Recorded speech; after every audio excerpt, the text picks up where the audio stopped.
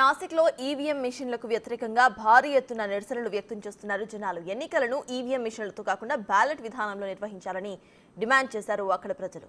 ఈ నిరసనల్లో దాదాపుగా 5,000 మంది జనాలు పాల్గొన్నారు. అయితే ఈవీఎం హటావో దేశ్కు బచావో, ఈవీఎం హటావో సంవిధాన్ బచావో అంటూ నినాదాలు చేస్తూ భారీ ర్యాలీను నిర్వహించారు.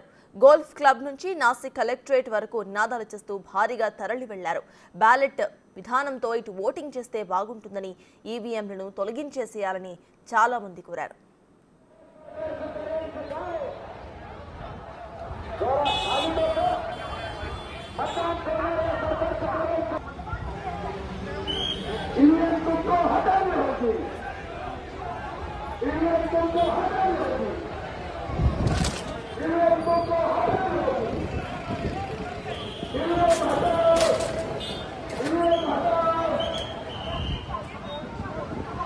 Gracias.